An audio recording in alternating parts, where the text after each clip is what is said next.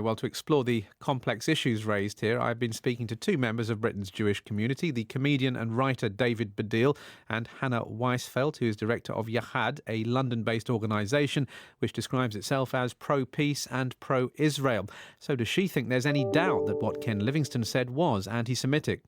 I think it's very hard to say it's anything other than anti-Semitic. And the fact that he's so unwilling to even engage in a conversation about why people are offended by it would suggest that he doesn't really care if that he's offended people, that he's being anti-Semitic. David?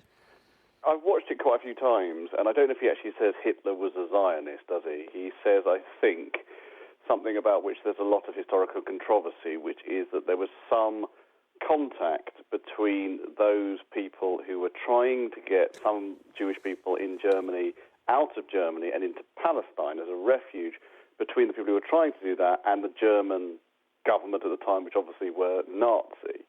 The problem with him describing that is in any way saying that Hitler was a Zionist is it loses the fact that what those people would do was trying to escape kind of anywhere, really, in order to not be killed. So it wasn't the promotion of a Zionist ideal that was in league with Nazism, which is essentially what the suggestion is, and certainly what the suggestion is elsewhere on the internet. It was just a way in which Jews were trying to get out of Germany. And it's the unsympathetic expression of those ideas that I think is problematic.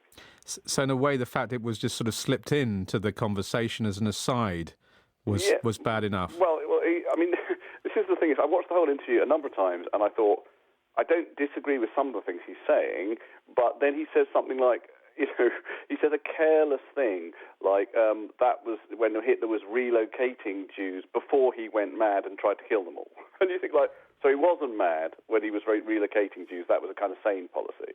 You see, that's the problem, is that he's not watching his language as much as he probably would were he talking about other ethnic minorities. And this comes down to a belief that I've got, that the hard left think that anti-Semitism is essentially, a less important racism, is because they have a notion that Jews are essentially privileged and money and don't need those protections. Hannah, you want to come in? I would just add to that one of the real issues that I have with what Ken Livingstone said is that his starting point was this whole thing is an attempt to shut down criticism of Israel. I've been in the Labour Party 47 years. There is no anti-Semitism.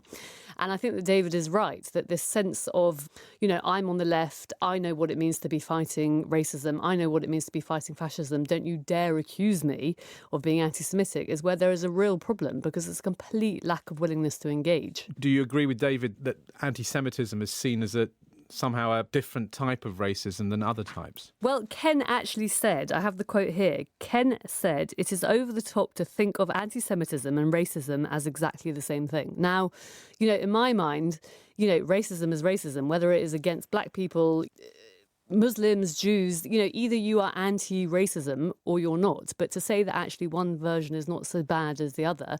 And I would just add, what possessed him to bring Hitler into the conversation to start with? I find, it is beyond me why he would think that talking about Hitler supporting Zionism, and he does actually say Hitler was a Zionist. He said that his policy was that Jews should be moved to Israel and he was supporting Zionism. And it's difficult to know what he's implying, but it's not positive.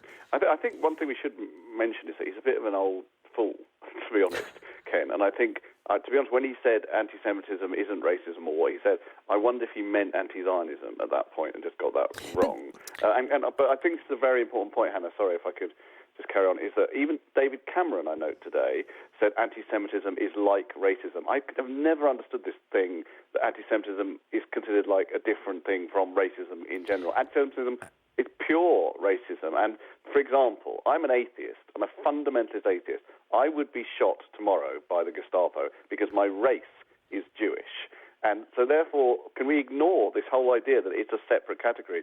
It's racism. And I think the problem is that because racism is such a big no-no in our society, to call hatred of Jews something else just naturally implies that, well, it probably isn't as bad as other racism. And, David, you mentioned David Cameron, the Conservative Prime Minister.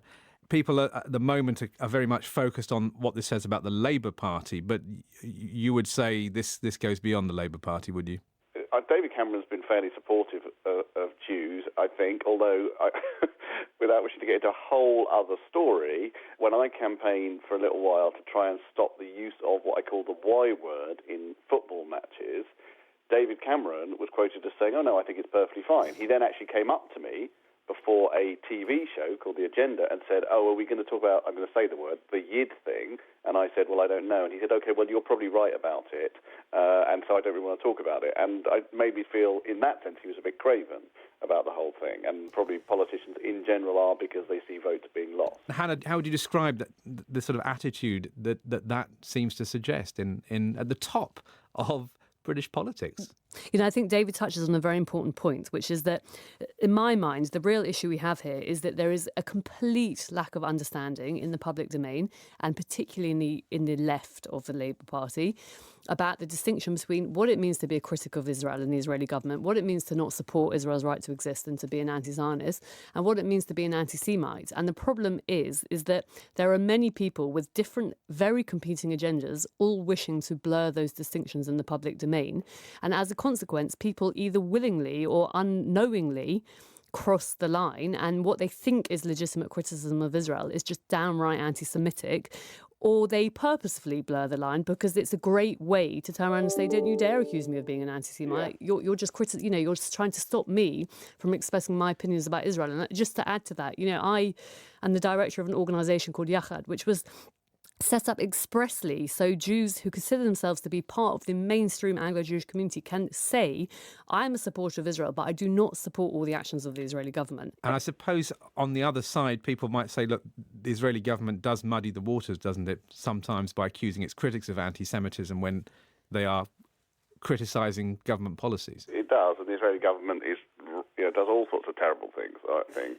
But in a way, it mudders the waters a bit to talk about what they do, because we're trying to find out, I think me and Hannah together, trying to illustrate what we perceive, and it's difficult enough for us, what is anti-Semitism, what is anti-Zionism, and how those two things cross. And a lot of the time, the people doing this stuff are not aware of it. For example, Naz Shah's post. I think the idea that Israel should perhaps not exist because it displaced Palestinians in 1948 is a perfectly valid political point of view, and you can express it without being anti-Semite.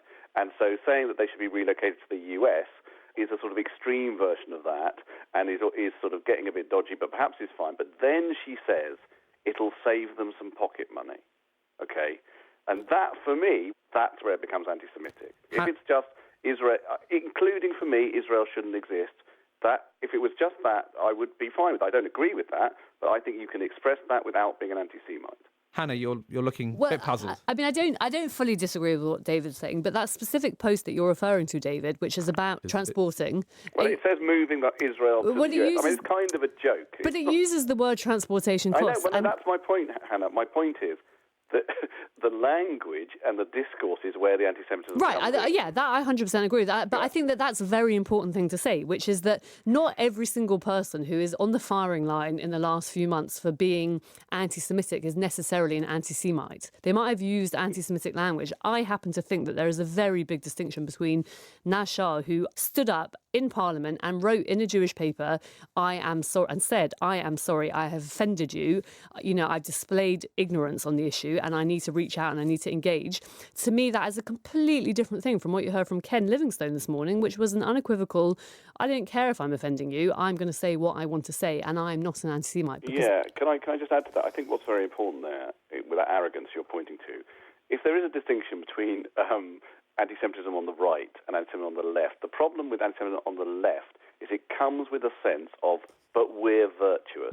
We are surely fighting the good fight. How dare you accuse us of anything bad?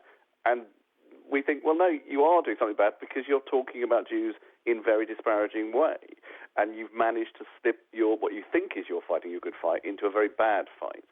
And we heard there from the writer and comedian David Baddiel, and from Hannah Weisfeld, director of Yachad, which is a London-based organisation which describes itself as being pro-peace and pro-Israel. You're listening to NewsHour from the BBC World Service.